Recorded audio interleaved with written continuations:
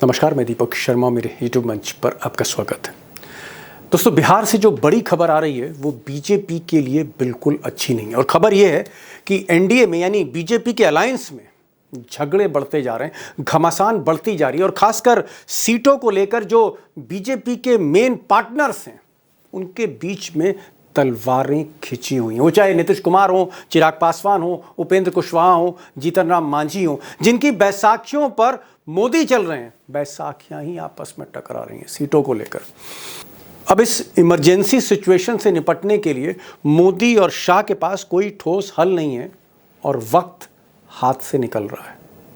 उधर सबसे बड़ी मुसीबत नीतीश कुमार हैं, चीफ मिनिस्टर साहब हैं, जो चाहते हैं कि चिराग पासवान, जिनके पास 5 सांसद हैं और मोदी जी को सपोर्ट कर रहे हैं, वो चाहते हैं कि चिराग पासवान को या तो सीटें कम कर दी जाएं या फिर किनारे ही कर दिया जाए।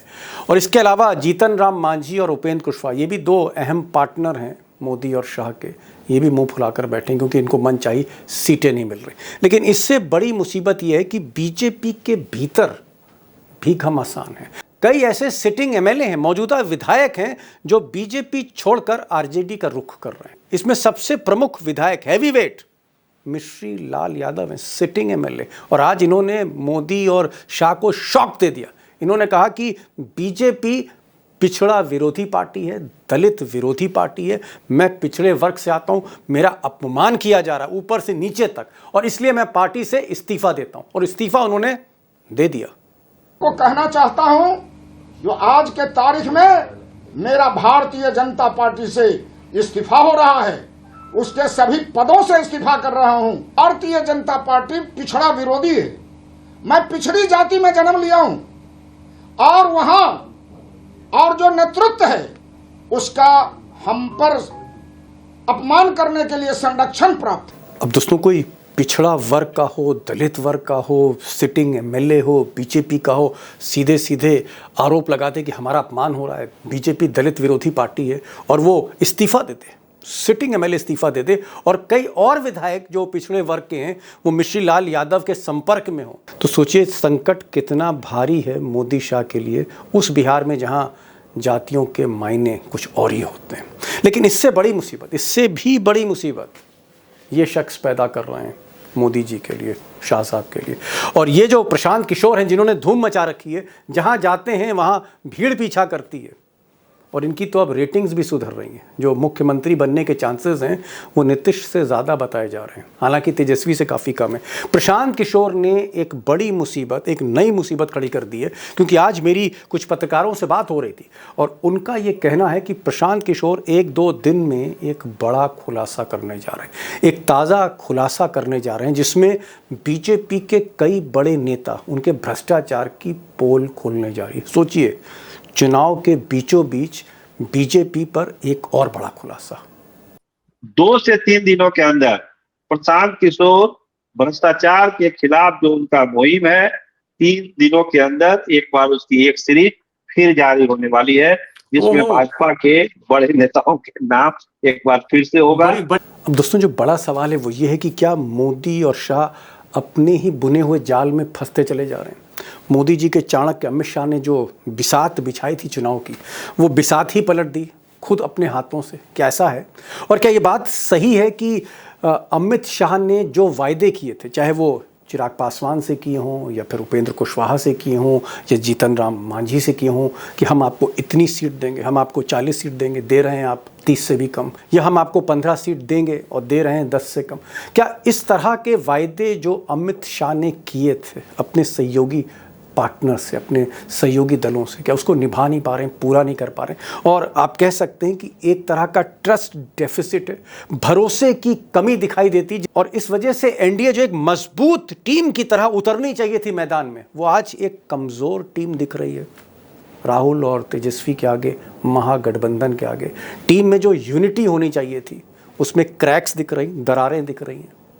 अब दोस्तों, भले ही मोदी और शाह ने एक गहरी प्लानिंग की हो, जिस तरह से चुनाव आयोग को सेट किया, जिस तरह से उन पर आरोप लगे कि ये जो गणेश कुमार हैं, इलेक्शन कमिश्नर हैं, चीफ इलेक्शन कमिश्नर, इन्होंने वोटों का खेल किया, एक बड़ी प्लानिंग करी, या फिर जिस तरह से 10-10 हज़ार रुपये बांटे गए, महिलाओं की हथेली पर रखे गए, किसान के हाथ पर 10,000 रुपये रखे गए, पैसा बांटा गया जिसे कैश फॉर वोट, ब्राइब कह रहे हैं, एक तरह की रिश्वत कह रहे हैं। क्या ऐसी प्लानिंग के बावजूद भी आज मोदी और शाह कमज़ोर ज़मीन पर खड़े हैं? और जिस तरह अचानक एनडीए में ये जो बवाल मचा हुआ है सहयोगी दलों में, क्या हम कह सकते हैं कि बिहार का चुनाव, निर्णायक चुनाव, मोदी और शाह के हाथ से निकल रहा है? कम से कम आज की तारीख में जो ग्रिप है मोदी की, शाह की बिहार के इलेक्शन पर, वो ढीली होती चली जा रही है। और अगर ये ग्रिप, ये पकड़ ढीली हो रही है, गिरफ्त से बाहर हो रहा है बिहार, तो फिर होने क्या जा रहा है? और उसके पीछे वजह क्या है? वजह क्या है इसके पीछे? इन सवालों की तह में आज मैं जाना चाहूँगा। एक बहुत ही रिच पैनल है, एक्सपर्ट हैं हमारे साथ, उनको सुनिएगा, स्थितियाँ एकदम क्लियर होंगी। हमारे साथ आज सरोज सिंह होंगे, 24/7 मोड में बिहार की हर सीट पर नज़र रखते हैं और हर बड़ा नेता सरोज सिंह की रडार पर है। आप उनके जवाब सुनेंगे, आपको इस बात का एहसास होगा। हमारे साथ अशोक वानखड़े टाइगर होंगे, एक्सपर्ट हैं, खुलकर बोलते हैं, बेखौफ बोलते हैं। मोदी शाह पर तो आप कह सकते हैं एक तरह की रिसर्च है उनकी। और हमारे साथ डेटा किंग अभिषेक कुमार भी होंगे। इन तीनों एक्सपर्ट को सुनिए, आपको खुद क्लियर होगा कि बिहार के निर्णायक चुनाव में आगे होने क्या जा रहा है। मैं ये जानना चाह रहा हूं, मैं जिसका भी चेहरा देख रहा हूं, चिराग पासवान का चेहरा देखूं तो चेहरे से नूर गायब है, उपेंद्र कुशवाहा को देखूं तो कैमरे पे जैसी बातें कर रहे हैं जैसे कोई सौतन बात करती है, एकदम 36 का आंकड़ा दिख रहा है। बिल्कुल भी लगता है कि उपेंद्र कुशवाहा खुश नहीं है। जीतन राम मांझी का तो ऐसा मुंह फूला है कि मुझे ऐसा लगता है कि ये इस पूरे खेल में कैकई की भूमिका में। मैं ये जानना आपसे चाह रहा था कि भाई सब नाराज क्यों हैं? ये महाभारत क्यों हो रही है? और अमित शाह और मोदी इस महाभारत का कोई हल क्यों नहीं ढूंढ पा रहे? देखिए, महाभारत की एक बहुत साफ वजह है सर, बहुत साफ वजह। देखिए, बीजेपी और जेडीयू के बीच जो सीटों की शेयरिंग है वो बहुत पहले से तय है कि क्या लड़ना है उन दोनों को। 2, 4, 5 सीट की अदला बदली, 2, 4 सीट आगे पीछे, वहीं तक का मामला था। मामला तब बिगड़ा जब चिराग पासवान को ज्यादा वेटेज देने लगी बीजेपी। 4 बार नित्यानंद राय के चले गए। अब इन लोगों को लगता है कि जब हमारी राजनीतिक ताकत उससे कहीं ज्यादा है, विधानसभा के चुनाव में हम चिराग पासवान से ज्यादा वोट लाए मांझी जी ने, तो फिर उनको वेटेज क्यों दिया जा रहा है? और जो आप जिस बुझे हुए चेहरे की सर आप बात कर रहे हैं, वो बुझा हुआ चेहरा इसीलिए है कि नीतीश कैंप से, और कहिए कि नीतीश कुमार ने एक मैसेज दिया है कि चिराग पासवान को कट्टू साइज करिए, सीटों की संख्या बेवजह नहीं, जी, सीटों की संख्या बेवजह नहीं बढ़ाइए। अगर आप बढ़ाएंगे तो चुनाव के बाद ये भस्मासुर साबित हो जाएंगे और कहीं कुछ नहीं। लेकिन इसमें जो पॉलिटिक्स है सर, ये पॉलिटिक्स यही है, बीजेपी चाहती है कि मांझी कुशवाहा को कम सीटें मिले, चिराग को ज्यादा मिले। अगर कोई सिनेरियो बनता है माइनस नीतीश, उस समय चिराग के एमएलए बीजेपी के साथ जाए तो उनको बेहतर महसूस होगा। तो खेल यहाँ बहुत लेवल पर चल रहा है, इसीलिए चेहरे बुझे हुए हैं, क्योंकि नीतीश कुमार ने बहुत टाइट लिया और मांझी और कुशवाहा ने कहा कि अगर आप चिराग को वेटेज दे रहे हैं तो हमको भी आपको वेटेज देना होगा, क्योंकि हमारी राजनीतिक हैसियत चिराग पासवान से कम नहीं है। तो चूंकि ज्यादा मान मनोबल हो गया तो ये लोग नाराज हो गए। और बात यही तक नहीं है सर, ये बड़ा फैसला भी ले सकते हैं उपेंद्र कुशवाहा और मांझी जी। हमारी बात हुई आरजेडी के बहुत बड़े नेताओं सबसे, कह रहे बस नाराज तो होने दीजिए कुशवाहा जी को, कुशवाहा जी नाराज तो हो जाए तरीके से, फिर तो हमारे दरवाजे खुले हुए उनके लिए, क्या दिक्कत है? कुशवाहा के लिए तो आप होमवर्क कर रहे हैं जी। आप सरोज भाई ये कह रहे हैं कि अगर उपेंद्र कुशवाहा की डिमांड पूरी अमित शाह नहीं करते तो उपेंद्र कुशवाहा एनडीए को छोड़कर वो पूरी पार्टी जो है वो तेजस्वी के रथ पे सवार हो जाएगी। आप ये कहना चाह रहे हैं, ये संकेत देना चाह रहे हैं आप? उनके यहाँ सवेरे से मेला लगा हुआ है, जो भी प्रशंसक है, नेता है, समर्थक है, एक ही बात उपेंद्र कुशवाहा को समझा रहे हैं कि आप जब से एनडीए गए हैं, एक राज्यसभा के सीट के अलावा आपको मिला क्या, पार्टी को मिला क्या? केवल एक राज्यसभा की सीट, जो अगले साल वो भी खत्म होने जा रही है मई जून में। तो पार्टी को फायदा क्या हो रहा है? अगर हम मुकम्मल सीट भी नहीं ले पाए, मनचाही सीट भी ना ले पाए, तो फिर इस गठबंधन में रहने का क्या फायदा है? या तो आप कह दीजिए कि हम एक भी सीट नहीं लेंगे, हम आपको समर्थन करेंगे, या फिर दूसरा रास्ता देखिए। दोनों तरह के बात उनके समर्थक उनको समझा रहे थे कमरे में कि आप इस तरह का फैसला ले सकते हैं। और उपेंद्र जी बार बार कह रहे हैं कि हम दिल्ली जा रहे हैं, अमित शाह से मिलेंगे, कोई अच्छा फैसला लेंगे, देखिए क्या होता है, आप लोग इंतजार करिए। तो ठीक। इस कसमकस के बीच वो दिल्ली गए हैं, इस कसमकस के बीच गए हैं। अब क्या समझ फैसला होता है समझ में पूरी आ तरह रायता फैला हुआ है और हर धागा उलझा हुआ है। मैं टाइगर के पास तो आऊंगा, लेकिन एक छोटा सा सवाल मैं अभिषेक से करना चाह रहा हूँ। अभिषेक, ये बताइए भाई, आप चिराग पासवान से भी टच में रहते हैं, नीतीश कुमार के कैंप से भी टच में रहते हैं, क्या इन दोनों में नहीं बन रही? क्या नीतीश कुमार और चिराग पासवान में नहीं बन रही है? और ये एक मुख्य कारण है जो एनडीए के भीतर घमासान तेज कर रहा है। और क्या ये जो दो लड़ाई हो रही, दोनों दो बड़े नेताओं के बीच में, एक तरफ नीतीश और एक तरफ चिराग, क्या अमित शाह इस लड़ाई में कोई हल नहीं निकाल पा रहे, कंप्रोमाइज नहीं कर पा रहे? दीपक जी, आपने मुगले आजम फिल्म तो देखी होगी जी। और अनारकली वाला वो डायलॉग सुना होगा कि अनारकली सलीम की मोहब्बत तुम्हें मरने नहीं देगी और हम तुम्हें जीने नहीं देंगे। यही स्थिति एनडीए के अंदर चल रही है। नीतीश कुमार उन्हें एनडीए में, नीतीश की नफरत उन्हें एनडीए में टिकने नहीं देना चाहती, किसको? और भाजपा की रणनीतिक मोहब्बत उन्हें एनडीए से बाहर नहीं जाने देना चाहती। चिराग पासवान का यही चल रहा है। जैसे जैसे चिराग पासवान की डिमांड बढ़ रही है, वैसे वैसे जीतन राम मांझी भी दूसरी तरफ किसी के इशारे पर आगे बढ़ रहे हैं, उनकी भी डिमांड नहीं, बढ़ जा रही है। नहीं, आप क्या कह रहे हैं? मुझे सीधा सीधा बताइए, क्या मैं नीतीश सीधा सीधा कुमार बता चुका, क्या नीतीश नीतीश कुमार कुमार नहीं पूरी चाहते तरह हैं से कि चिराग अगेंस्ट है? पासवान है। सीधा सीधा मैं बता चुका कि नीतीश कुमार नहीं चाहते हैं कि चिराग पासवान इस गठबंधन में रहे। वो चाहते हैं कि ये जाए और मुकेश सहनी की एंट्री करा दी जाए। भारतीय जनता पार्टी किसी भी कीमत पर नहीं चाहती, क्योंकि बीजेपी के वोट बैंक का रायता तो सबसे ज्यादा बिखरा हुआ है। कुछ प्रशांत किशोर ने बिखेर दिया है, कुछ तेजस्वी यादव जिस तरह से अपर कास्ट में और खासकर भूमिहार कैंडिडेट पर भरोसा करते जा रहे हैं, उससे बिखरा हुआ है। प्रशांत किशोर ने इनकी पूरी स्टेट लीडरशिप को करप्शन और डिग्री के मामले में तेजस्वी यादव के बराबर ही नहीं, बल्कि तेजस्वी यादव से भी नीचे ले जाकर खड़ा कर दिया है। तो इनका रायता ओके, पहले से बिखरा हुआ है। तो इनके ओके, लिए ओके। चिराग पासवान जरूरी है। वही नीतीश कुमार शायद किसी ओवर कॉन्फिडेंस में है, या वाकई उनको ये लग रहा है कि उन्होंने अपने द्वारा लड़ी जाने वाली, यानी जेडीयू द्वारा लड़ी जाने वाली सीटों पर तो बहुत बड़ी संख्या में 10-10 हजार रुपए बांट दिए हैं। तो तमाम वहां पर ओबीसी, ईबीसी, दलित समुदायों के बीच में अब वो जाति फैक्टर खत्म हो गया है। 10,000 रुपया ज्यादा बड़ा फैक्टर है कि बोहनी हो गई है। 2 लाख में अब चलिए, 1,90,000 भी आ जाएगा। ठीक। एक बड़ी बात अभिषेक ने कही, और उन्होंने कहा कि एक भाई, लाइन में और जोड़ दो इसमें दीपक जी, एक लाइन और। उपेंद्र कुशवाहा की राज्यसभा सीट का कार्यकाल इसी फरवरी के तक है। मार्च में उनका कार्यकाल खत्म हो जाएगा। 4 महीने बाद उन्हें पता है कि मतलब जब निकल जाएगा तो एनडीए वाले पहचानने से इनकार कर देंगे। ओके, तो वो सीट ओके। जानते हैं कि क्या करना है, कैसे लड़ना है, कहां जाना बेहतर है। जी भाई टाइगर, यहाँ तो पूरा रायता फैला हुआ है।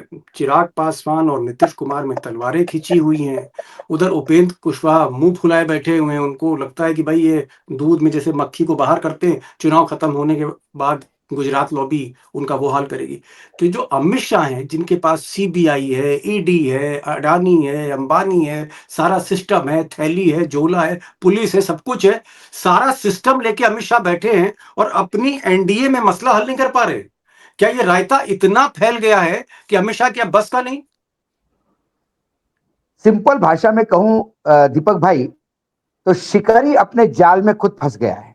ओहो, शिकारी अपने जाल में खुद फंस गया। ये जो जाल बिछाया था ना पासवान वाला, चिराग पासवान वाला, जनता दल यूनाइटेड को निपटाने का, एक झटका तो खा लिया जनता दल यूनाइटेड ने। जनता दल यूनाइटेड इतना मूर्ख है क्या कि जो ये समझ नहीं पाया कि क्या खेल हुआ? सब समझ पाया। इस बार नीतीश कुमार लगे हुए हैं कि किसी भी हालत में बीजेपी से ज्यादा सीटें लेके आनी। Point number 1। Okay, point number 2, मैं बार बार कह रहा हूं, ये आंकड़ों का खेल नहीं है। आप चिराग को 25 पे मान लेंगे, चलो ठीक है। आप मांझी को 8 सीट पे मान देंगे, चलो ठीक है। लेकिन वो जो सीटें मांगेंगे वो दे पाएंगे क्या? ये महाभारत वाले 5 गांव हो गए। ओके। कथावाचक तो बता देता है कि महाभारत में 5 गांव मांग लिए थे और 5 गांव दे दिए। 5 गांव नहीं दिए दुर्योधन ने, अहंकार था। लेकिन आप डिटेल में महाभारत पढ़ेंगे तो 5 गांव ऐसे मांगे थे, उसके बाद कुछ हस्तिनापुर में बचता ही नहीं था। ओके। तो वो 5 गांव क्यों देगा? टाइगर भाई, अमित शाह को तो कलयुग का चाणक्य कहा जाता है, जो अरे बिसात बिछा के खेलता मैं है। आपके उसके पास चैनल पे कई बार कह चुका हूं, एक तो चाणक्य कह के चाणक्य का अपमान मत करो। ये जुगाड़ू है। जुगाड़ू और चाणक्य में फर्क है। अमित शाह चाणक्य नहीं है। कहां से चाणक्य हो गए? ईडी, सीबीआई, इनकम टैक्स, इन सबका खेल करोगे, झूठ बोलोगे, लोगों को लॉलीपॉप दिखोगे, जो साथ में है उसका गला काटोगे, चाणक्य नीति थोड़ी है। आप मुझे बताइए, इनकम टैक्स, सीबीआई और तुम्हारी चुनाव आयोग, इसको माइनस कर दीजिए, गुजरात का चुनाव निकाल ले अपना, वही बड़ी बात है। या तो डर के मारे आप कर रहे हैं, लेकिन ये बिहार है साहब, या लोग डरते नहीं। लालू यादव का पूरे देश में एक उदाहरण है। वो बीजेपी के साथ कॉम्प्रोमाइज नहीं किया, जेल गया, पूरे परिवार पे केसेस है, लेकिन वो नहीं गया। पूरे देश में आज परसेप्शन कौन है कि बीजेपी के खिलाफ लड़ा कौन दिल से? तो बोले लालू यादव भाई टिका हुआ है। बाकी तो आयाराम गयाराम है। चिराग के लिए अपना भविष्य दिखता है भाई। चिराग युवा है, उसका भविष्य है, उसको लगता है कि आने वाले समय में मैं मुख्यमंत्री बनूं वहां पे। वो उसके एस्पिरेशन है। उसने बोला था कि सब सीटों पे लड़ेंगे। दूसरी बात, जितिन मांझी को अपने पार्टी को रिकॉग्नाइज करवाना है, इसलिए वोट शेयर बढ़वाना है, तो ज्यादा सीट चाहिए उनको। उसका स्ट्राइक रेट ज्यादा है पिछली बार से, तो वो कहता है कि मुझे ज्यादा सीटें दे, मैं ज्यादा जितवा के आऊंगा। नहीं टाइगर, आप कहना क्या चाह रहे हैं कि अमित शाह ने जो जाल बिछाया था उसी जाल में पूरी एनडीए फंस गई है? मोदी खुद फंस गए, अमित शाह भी फंस गए। क्या है, एनडीए के कर्णधार कौन थे इस बार? बीजेपी। वो नाम के लिए है कि भाई जनता दल यूनाइटेड बड़ा भाई है और ये है वो है सब, लेकिन चला कौन रहा था? ये पूरा एनडीए बीजेपी चला रही वहां पे, और जनता दल यूनाइटेड भी बीजेपी के ही लोग चला रहे हैं। तो ऐसे में जो आपने जाल फेंका था, जिसका एस्पिरेशन जिसको आपने यूज किया किसी को खत्म करने के लिए, वो इतना बड़ा हो गया। ये अंडरवर्ल्ड का रूल है, एक शूटर से 4 मर्डर करवाओगे तो 5वीं बार वो भाई बन जाता है। ये इनका फॉर्मूला क्या है? 2013-14 में जो महाराष्ट्र में चुनाव हुए थे, उस टाइम इन्होंने यही काम शिवसेना के साथ किया था।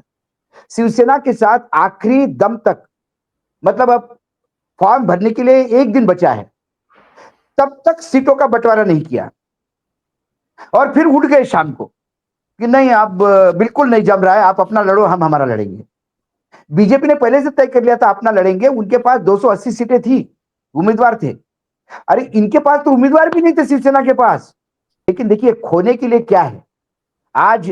खोने के लिए, बीजेपी को खोने के लिए बहुत कुछ है। सबसे ज्यादा, यदि इस चुनाव से सबसे ज्यादा जीत हार का नुकसान होगा तो बीजेपी को होगा। नंबर 2 पोजीशन पे नीतीश कुमार है।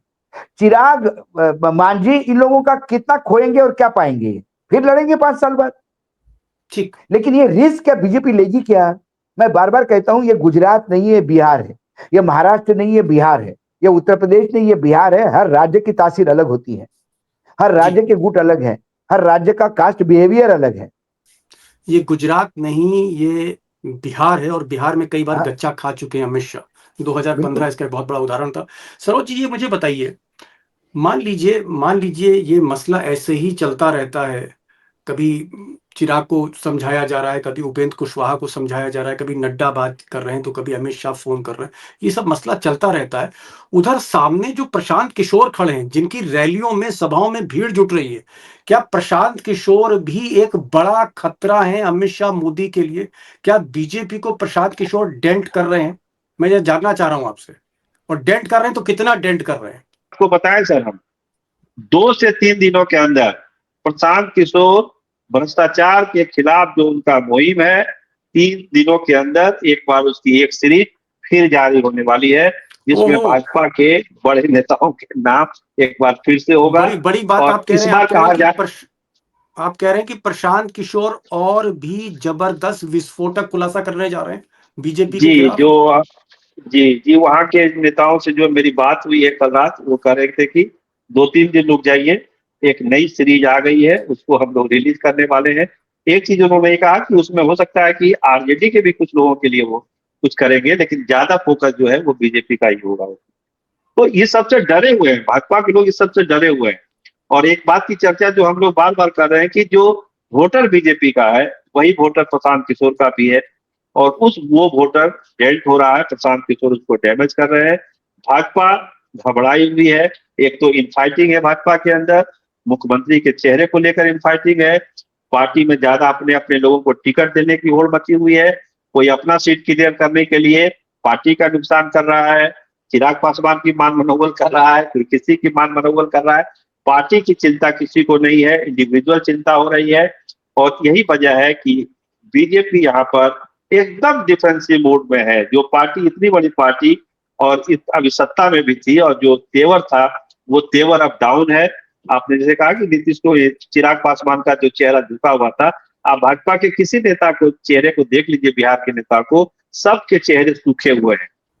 अभिषेक, आखिर क्या वजह है कि चाहे नरेंद्र मोदी हो, अमित शाह हो, या अमित शाह की टीम हो, जो अमित शाह की टीम है जिसमें केंद्रीय मंत्री धर्मेंद्र प्रधान है, बीजेपी के बड़े पदाधिकारी विनोद तावड़े हैं, जेपी नड्डा हैं, बीजेपी के अध्यक्ष हैं, अमित शाह की ये जो टीम है, या खुद अमित शाह, ये जो पूरा प्रॉब्लम है, ये जो मसला है एनडीए के भीतर का, चिराग पासवान वर्सेस नीतीश कुमार या उपेंद्र कुशवाहा की अपनी डिमांड से, इसको सॉर्ट आउट क्यों नहीं कर पा रहे? प्रेशर में क्यों है अमित शाह? क्यों प्रेशर में दिख रहे हैं? देखिए, इसको प्रेशर में दिखने का कारण है, कारण यह है कि बिहार की राजनीति में भारतीय जनता पार्टी ने समय समय पर सबको झटका दिया है। नीतीश कुमार को चिराग मॉडल के द्वारा झटका दिया गया, चिराग पासवान की पार्टी पूर्व में तोड़ी जा चुकी है। उपेंद्र कुशवाहा के साथ क्या सलूक हुआ था 2018-19 में, वो सबने देखा कि मजबूर किया गया। नीतीश कुमार से कॉन्क्लेव में पूछा गया कि उपेंद्र कुशवाहा को कितनी सीटें दी जाएगी, तो कहते आगे बढ़िए आगे बढ़िए। ये भारतीय जनता पार्टी जिस तरह से सबके साथ सलूक करती रही है, कोई अमित शाह पे भरोसा करने के लिए तैयार नहीं है। वो जॉर्ज फर्नांडिस नहीं है कि उनके कहने पे 24 पार्टियां खड़ी हो जाए और सरकार बन जाए। वो तो 182 पर भी सरकार बनवा दिया था उन्होंने भाजपा का, आज 240 पर दिक्कत हो रही है। ये स्थिति है कि अमित शाह की क्रेडिबिलिटी क्षेत्रीय दलों के बीच में बहुत खराब हो चुकी है। दूसरी बात यह है, बिहार में भारतीय जनता पार्टी का बहुत सच्चाई, कड़वी सच्चाई यदि इस चीज को बयान करें तो किस पर टिकी हुई है। पहले कहते थे कि बीजेपी अपर कास्ट और वैश्य के तकरीबन 17-18% बेस वोट पर टिकी हुई है। जाति गणना के बाद बिहार में 3.5% के कोर वोटर पर बीजेपी टिकी हुई है, मात्र 3.5% पर, जिसमें डेंट नहीं लगा है। 0.6% कायस्थ और 2.8% नरेंद्र मोदी की जाति यानी तेली समाज, ये दोनों मिलकर 3.5% होते हैं। इस 3.5% वोट बैंक वाले से डरेगा कौन? क्यों डरेंगे चिराग पासवान? उनका तो अपना बेस वोट 5% का है, जो जिधर चाहे ट्रांसफर करा दे, क्यों डरेंगे? नीतीश कुमार के साथ भी माना कि नीतीश कुमार के पास भी 2.5-3 या 4% का ही बेस वोट है, लेकिन नीतीश कुमार ने बिहार में जिस ढंग के हालात बना रखे हैं, जब तक वो सत्ता में रहेंगे, जब तक वो मुख्यमंत्री पद पर रहेंगे, 14 से 16% का बेस वोट उनके साथ हमेशा खड़ा रहेगा। नहीं, लेकिन अपर कास्ट, भूमियार, पंडित, राजपूत, ये तो सब हमेशा कहते हैं हमारी झोली में। वो कब के बेस वोटर हो गए? उनकी स्थिति यह है कि अपनी जाति का कैंडिडेट, पहले 2 ऑप्शन मिलते थे, ज्यादातर एनडीए से, थोड़ा बहुत इंडिया से, लालू यादव से, अब तीसरा ऑप्शन प्रशांत किशोर ने दे दिया है। उनको कोई मुख्यमंत्री तो बनाना नहीं है। भूमिहार, राजपूत, ब्राह्मण को क्या करना है? उनका मुख्यमंत्री बनना है बिहार में। उनका तो मुख्यमंत्री बनना नहीं है, तो अपने विधायक क्यों नहीं बनाए? आप गांव गांव में जाके पूछिए, सब वो कहते हैं हमारे 65 विधायक हैं, हमें 100 बनाने हैं। हर गांव में जाके अपर कास्ट के भीतर देखिए यही स्थिति चल रही है। अमित शाह की अभिषेक जो एक बहुत जेन्युइन इन्होंने एक आंसर दिया, इन्होंने कहा कि अमित शाह की सबसे बड़ी प्रॉब्लम इस वक्त ये है कि हर आदमी के साथ, हर नेता के साथ धोखा कहीं ना कहीं किया है। चाहे वो नीतीश कुमार हो, चाहे चिराग पासवान की पार्टी तोड़ दी थी, चाचा को भतीजे से लड़वा दिया था उन्होंने, पार्टी अलग कर दी। यही काम उन्होंने उपेंद्र कुशवाहा के साथ किया। तो एक अंग्रेजी में कहते हैं ट्रस्ट डेफिसिट है, भरोसे की कमी है, और इस भरोसे की कमी को दीपक जी, धोखा नीतीश कुमार भी देते हैं, ये ध्यान रखिएगा। दिक्कत यह है कि नीतीश कुमार धोखा देते हैं तो धोखा खाने वाले को धोखा खाने के 3-4 महीने बाद पता चलता है कि उसके साथ हो गया धोखा।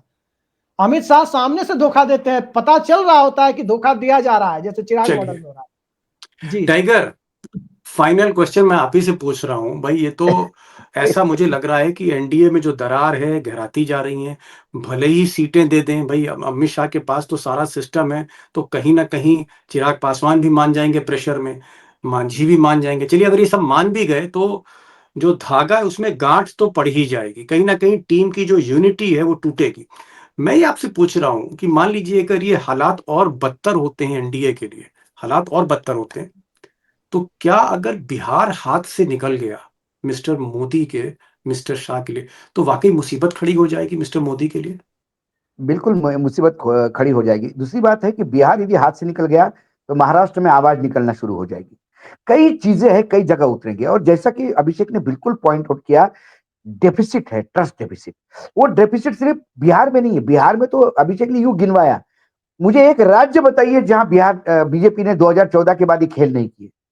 लोगों को लाना, यूज करना, फेंक देना, लोगों को लाना, यूज करना, फेंक देना। अपने यहाँ के दिग्गज लोग जो बिहार को समझ सकते थे, जो बिहार के राजनीति, जिन्होंने बीजेपी को वहां खड़ा कर दिया, उनको वापस कर देना। हर राज्य में इन्होंने ऐसा ही किया। तो ये एक बार चल जाएगा, दो बार चल जाएगा, फिर बाद में समझ में आ गया कि अरे ये बहरूपिया है, ये बोलता कुछ है, आज कंधे पे हाथ रख गया, ये हाथ कब गले पे जाएगा तुम्हारा और गला दबा देगा पता नहीं। इसलिए सब डिस्टेंस मेंटेन करके रखे। और सबको लगता है कि चुनाव का ही टाइम है जहां हम अपनी बात मनवाते हैं। एक बार चुनाव निकल गया, उसके बाद आप तो अपॉइंटमेंट नहीं मिलेगा, भागते फिरिए। 30 सेकंड बचे हैं और मैं बोनस क्वेश्चन मैं सरोज जी आपसे करूंगा क्योंकि आप पटना में। मुझे 30 सेकंड के अंदर प्लीज बता दीजिए कि आज की तारीख में अगर नतीजा आने वाला है तो इस वक्त कौन आगे चल रहा है? क्या एनडीए आगे चल रही है, महागठबंधन आगे चल रहा है, प्रशांत किशोर अच्छा कर रहे हैं, या ये मुकाबला आपको फंसा हुआ दिखता है? 30 सेकंड। आज भी मैं उसी पॉइंट पर हूं कि अभी मामला फंसा हुआ है, बिहार का चुनाव फंसा हुआ है। कैंडिडेट की घोषणा के बाद एक लाइन दिखने लगेगी कि कौन आगे है, कौन पीछे है। हम लोगों को अभी 48 घंटे 72 घंटे इंतजार करना चाहिए। आज के तारीख में आपके सवाल का मेरा जवाब यही है कि बिहार का चुनाव फंसा हुआ।